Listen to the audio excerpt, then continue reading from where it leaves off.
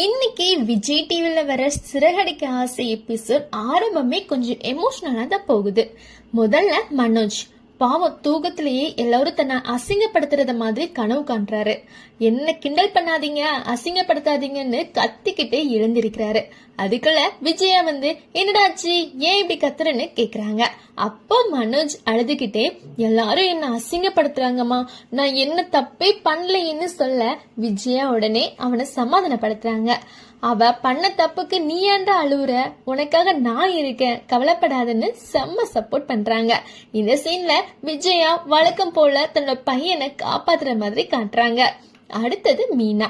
முத்துவோட பிரச்சனை, அவன் பேசின வார்த்தைகள் எல்லாத்தையுமே நினைச்சுக்கிட்டு ரோட்ல கவனமே இல்லாம நடந்து போறாங்க. அந்த டைம்ல ஒரு கார் கிட்டத்தட்ட மோத போகுது. நல்ல வேளையா டிரைவர் பிரேக்க போடுறாரு.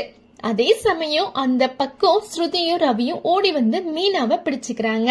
கார்ல இருந்து அப்போதான் சிந்தாமணி ஓபன் ஆகுறாங்க. இந்த குடும்பத்தை உடைக்கணும், அந்த வீடு ரொம்ப பழசு, 2 கிரவுண்ட் இருக்கும், மனோஜுக்கு பணம் கொடுத்து வட்டிக்கு மேல வட்டி போட்டு அந்த வீட்டை என் பேருக்கு எழுதி வாங்கணும்னு முழு வில்லியா பிளான் போடுறாங்க. அதோடு இல்லாம மீனாவுடைய வாழ்க்கையும் கெடுக்கணும்னு சொல்லி செம்ம வில்லத்தனம் கட்டுறாங்க. இன்னொரு பக்கம் மீனாவை சமாதானம் செஞ்சு சாப்பிட வைக்கிறாங்க. இதோட தான் இன்னைக்கான எபிசோட் முடிவுக்கு வருது. மொத்தமா சொல்லணும்னா இன்னைக்கு எபிசோட் மீனாவுடைய உடல்நிலை பிளஸ் ரோஹிணி